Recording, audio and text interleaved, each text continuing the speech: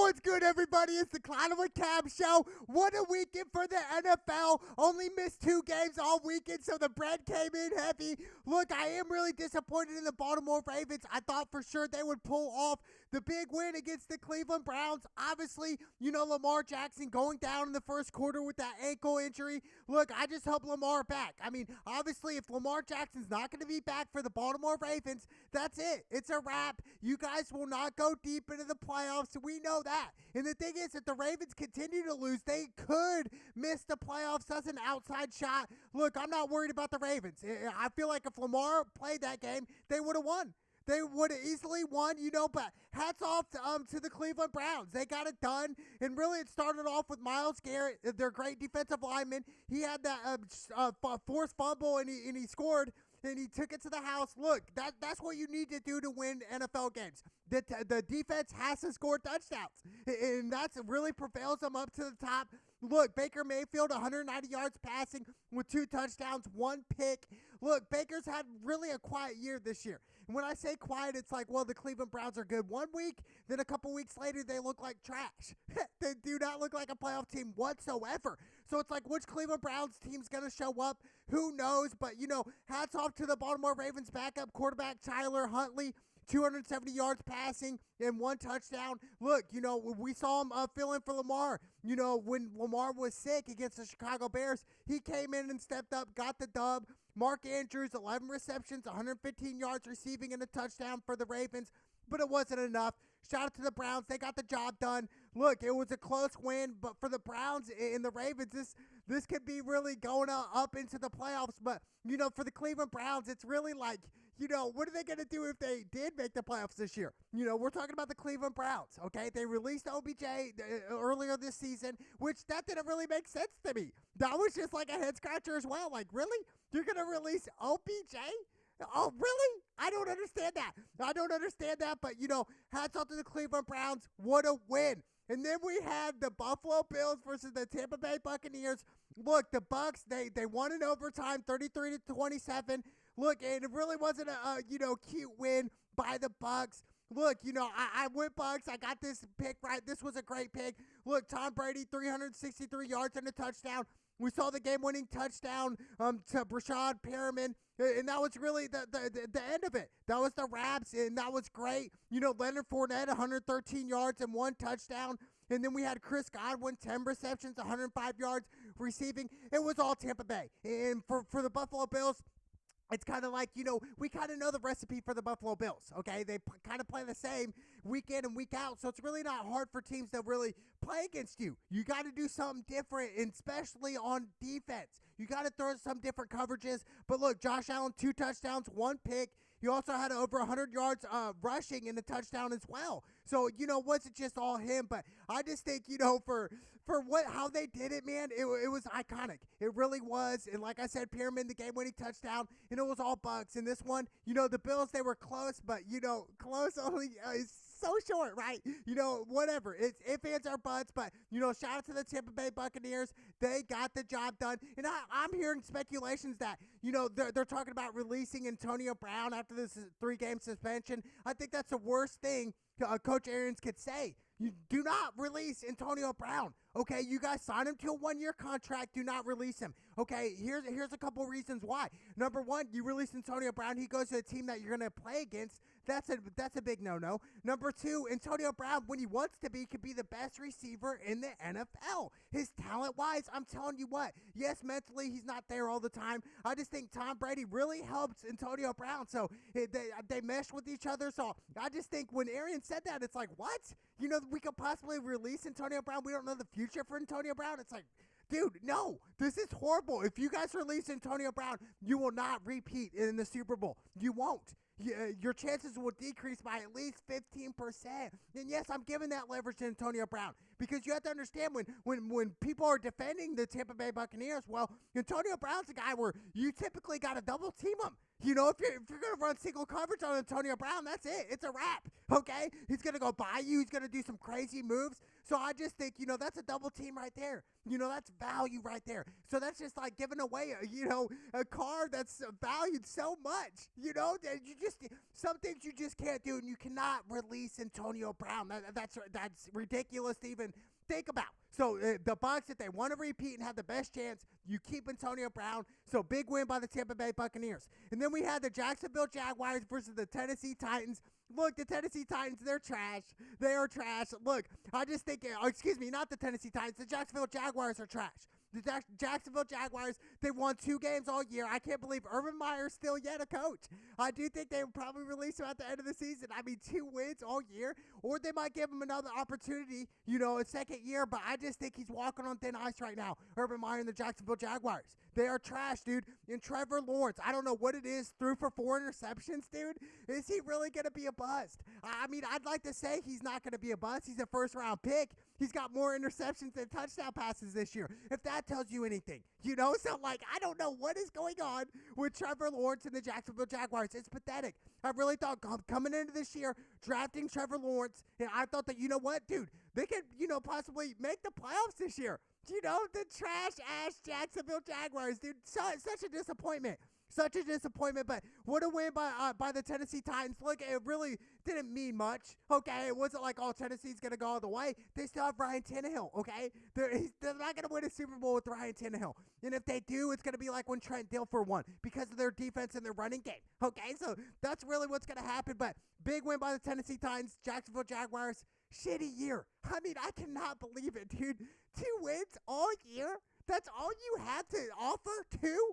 That's insane. But, big win by the Titans. And then we had the Las Vegas Raiders versus the Kansas City Chiefs. This was an easy pick for me. Kansas City, 10-point favorites. They blew them out. It was all Kansas City, 48-9. It was just all Patrick Mahomes, 2 touchdowns. Tyreek Hill, 76 yards receiving. And the Raiders just came out flat. And this is the time where Kansas City starts to get dangerous, right? We saw in the beginning of the season they started off, below 500, in the first 5 or 6 games. Now all of a sudden they're on a heater right now. They're on a win streak. So I just think, man, they're on a 6-game win streak right now. And the Kansas City Chiefs, they're probably the most dangerous team right now in the NFL. And the people who disagree, it's like, what? Their defense is flying to the ball. They're playing a lot better than they did in week 1. So I just think Kansas City's coming around at the right time, and the Raiders are declining at the worst time. Yes, a lot of stuff's happened dealing with the Las Vegas Raiders. I mean, let's be honest, from Hugs situation to their head coach's situation. Just so much is just piled on the Las Vegas Raiders. Now, we can make excuses, or they can bounce back and say, you know what, we're going to overcome these obstacles. We're going to overcome adversity in life and go to the top. So I'm not giving up on the Raiders. I just think they got to win here on out, to make the playoffs. But, big win by the Kansas City Chiefs. And then we got the New Orleans Saints versus the New York Jets. Look, dude, the Saints, they handle business. I picked them. That was an easy pick. Taysom Hill, he had 175 yards passing, and then Kamara was back with 120 yards rushing and a touchdown. That was an easy pick. This was probably the easiest pick all weekend. We're talking about the New York Jets here. The top 3 worst teams in the NFL today, dude. It's terrible, man. It is, but hey, Zach Wilson, really a quiet game. He had 175 yards passing, 4 carries for 33 yards, but that's about it. I'm not really impressed by Zach Wilson or Trevor Lawrence, really any of the quarterbacks that got drafted out of this draft this year. I'm not really impressed. I'm really not. Somebody impress me. One of the draftees got to impress me, but right now it's not. But, what a win by the New Orleans Saints. And then we had the Dallas Cowboys versus the Washington team. I'm kind of thinking, when are they going to change the Washington team to a real team? The Washington team? What is this, the Pee Wee League? Are we playing in elementary football here? Flag? What's going on? I don't know, but like I said, I picked the Dallas Cowboys. This was an easy pick. All Cowboys. Dak Prescott, 211 yards passing, 1 touchdown, 2 picks. So it wasn't really like a Dak Prescott-like game where he's going to throw for 3 or 4 touchdowns. And a lot of people like to throw hate on Dak Prescott. I threw him some shade as well, but, at the end of the day, he is improving year to year. He really is, but this year is his most important year for Dak Prescott and the Dallas Cowboys. If you guys make the playoffs, which they will, and you guys lose first round of the playoffs, which they probably will, it's like, who are we going to look at them here? You know, the whole Dallas organization, we have to look at them and say, what is going on with the Cowboys? You guys, year in and year out, have all the talent in the world, yet you guys can't win playoff games. I don't know what is going on. I really don't. It blows my mind. You know, it really did. But the reason the Cowboys won was because of their defense. It really was, man. Getting pressure on Taylor Heineke, which he only had 122 yards passing, 1 touchdown, 1 pick. Cam Sims, he had 3 receptions, 69 yards and a touchdown, but it wasn't nothing. It was all Dallas Cowboys, man. I'm telling you what, they can put pressure on the quarterback. They got a rookie in there, probably won Defensive Player of the Year, well-deserved. But I'll tell you what, the Cowboys want to run deep in the playoffs. I'm not worried about their defense right now. Yes, they are inconsistent. I will give them that. I'm just saying for Dak Prescott, you got to play flawless in the playoffs if the Cowboys want to reach the Super Bowl, let alone win the Super Bowl. So, you know, big win by the Dallas Cowboys. And then we got the Atlanta Falcons versus the Carolina Panthers. I originally picked Carolina Panthers. I ended up changing my pick late, you know, and I went Atlanta. I just thought the Carolina Panthers, McCaffrey out, you know, Cam's coming back into the mix, but, you know, really didn't prove a lot, right? You know, he had 178 yards passing and 1 interception, and that pick 6 was a bad throw by Cam. I know he likes to have that back. Is Cam past his prime? I would think so, 100%. And I'm one of the biggest Cam Newton fans. He is past his prime. Yes, he had a rushing touchdown this game, but I just think, you know, the old Cam that we're used to seeing, you know, the 2015 Cam that could run, that could also throw in the pocket, that could feel the pressure. I just think right now for Cam, we kind of see it in this game where, you know, the hits are starting to add up. I don't think the hunger's gone. I just think, you know, everything's starting to catch up for him. I really do. I don't know what his lifestyle, whatever the case may be, but I'm not going to give up on Cam whatsoever. I just think his prime years are past him now. You know, you only get your prime for a certain amount of time, right? So, you know, unless you age like fine wine, but that's another story. I just think for Cam, you know, a lot of uphill battles in the future for sure. But Atlanta, they got the job done. Matt Ryan, 190 yards passing and a touchdown. Patterson, 58 yards rushing and a touchdown. All land in this pick. What a pick. And then we got Seattle versus the Houston Texans. Houston Texans, yet again, are trash.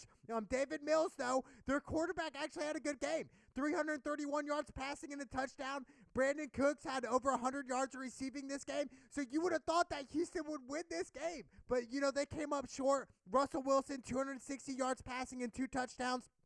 Tyler Lockett, 142 yards receiving and a touchdown. It was all Seattle. And if this Seattle would have came out every week, we were talking about, man, Seattle could, you know, be a 3 seed or 4 seed in the playoffs. Right now they're towards the bottom. But, you know, yes, there still is an outside chance that Seattle could make the playoffs. If they win out, they got to have a lot of luck, though. They really do. Obviously, if they lose again, they're done 100%. But there's still an outside chance. I don't care if it's 1 or 2%. There's still a chance. And we have to understand that Russell Wilson, dude, he's a gamer. He's a gamer. He's a third-round pick. Wasn't supposed to be good in the NFL, and he panned out to be a Super Bowl winning champion. You know, and he should have won twice, really. So I think Russell Wilson will be in the Super Bowl eventually in the future. Probably not this year, but moving on in the future, I do see him in the Super Bowl, probably winning again for 2 rings for Russell Wilson. And then we got the Detroit Lions versus the Denver Broncos. It was all Denver in this matchup. This was my lock pick of the week.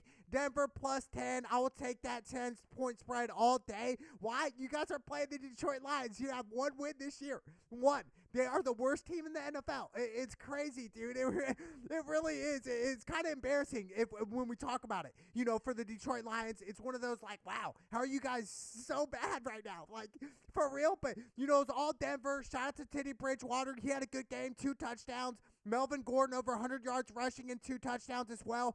Goff, you know, 1 touchdown, 1 pick. A quiet game. You know, do I feel bad for Jared Goff? Absolutely not. You know, he had the opportunity to beat the New England Patriots in the Super Bowl where New England only put up 13 points. You know, 13. All you had to do, Jared Goff, was throw for 2 touchdowns. You would have won the Super Bowl. You know, it's just head scratchers, right? But, you know, big win by the Denver Broncos. All day Denver. That was the easiest pick all weekend. And then we got the New York Giants versus the LA Chargers. Chargers were 10-point favorites. I got that right. They beat the Giants. Giants are no really trash. They are trash. Daniel Jones was out. Saquon Barkley had 64 yards rushing. That's about it. You know, the Giants have 1 good player, and that's Saquon Barkley. And I want to see Barkley go to a good team with a good quarterback and a good offensive line. I think he could be the best running back in the league. If that happens, eventually. But Justin Herbert, all him this game, 3 touchdowns, 275 yards passing. Austin Eckler, 67 yards rushing and a touchdown. All LA Chargers. And Chargers, this was a big win. They did not want to lose this game. I think the Chargers can make the playoffs as well, be a threat. It just depends how Justin Fields is going to play. Justin Herbert is going to play. How's he going to play? Which one is it going to be? Is it going to be the one against Denver where he's throwing pick sixes? Or is it going to be this game where he's throwing flaws, where he's throwing dimes, threads down the field? So, it just depends, but big win by the Chargers. And then we had the 49ers versus the Cincinnati Bengals. This was the second game I got wrong. I picked Cincy. This was an overtime game. Joe Burrow really led him back. He threw that touchdown pass, which was crazy, right? He threw it to Jamar Chase, his old college receiver, to tie the game up, and then went into overtime, which was a crazy game. But, the 49ers got the job done. Jimmy G, a decent game, 296 yards passing and 2 touchdowns. But George Kittle, he was the X factor in this matchup. If Cincinnati would have at least tried to stop him, they would have won the game. George Kittle, 151 yards and 1 touchdown. All George Kittle in this matchup, that was the X factor. But, for Joe Burrow, 2 touchdowns, 348 yards passing. Joe Burrow, I'm telling you what, for Cincinnati Bengal fans right now, I hear a lot of speculations if he stays healthy, whatever. That's just in anything, right? That's just in life. If you stay healthy, you're going to be better than injured, right? I just think for Joe Burrow in the future, he's the future for the Cincinnati Bengals. No doubt about it. This kid is the real deal, a.k.a. Holyfield. I'm telling you right now, he's the real deal, and I like him, dude. I really do. So, Joe Burrow, nothing to hang your hat on. Yes, it's 2 straight home losses. But I think Cincinnati, they got to tighten up right now on everywhere from offense, defense, special teams. They got to tighten up right now. Now's the time to win. You can't go on a losing streak right now towards the end of the season. Worst time to do it. Big win by the San Francisco 49ers. And then we had the Sunday night football game, Chicago Bears versus the Green Bay Packers. Look, Chicago came out fast, but it was all Green Bay. Aaron Rodgers, like he said, I own the Chicago Bears. I own you. That's what Aaron Rodgers said. Look, Aaron Rodgers, dude, we have to give him some respect, dude. We have to give him every respect here, okay? Yes, I get that. That's kind of harsh words, whatever. But, dude, it's Aaron Rodgers. He's balling out, dude. 4 touchdowns, 341 yards passing. This is a typical Aaron Rodgers game. Now, if I were to have an X-Factor team win the Super Bowl, it would be the Green Bay Packers. Why? Because of Aaron Rodgers. The thing is which Aaron Rodgers is going to show up? We don't know. Not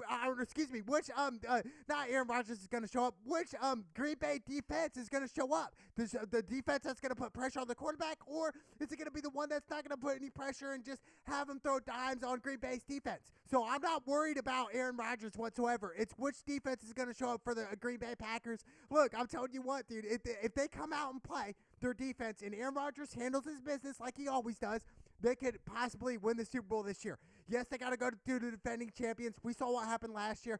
I just think for Green Bay right now, man, they're a hot team. They're a hot team, and Devontae Adams balled out with 121 yards receiving and 2 touchdowns. Just a baller. Devontae Adams, a baller, man. Them and Aaron Rodgers, iconic duo right now. I just want to see him win a Super Bowl. I do want to see Aaron Rodgers win a Super Bowl. It's been over a decade since he won that Super Bowl.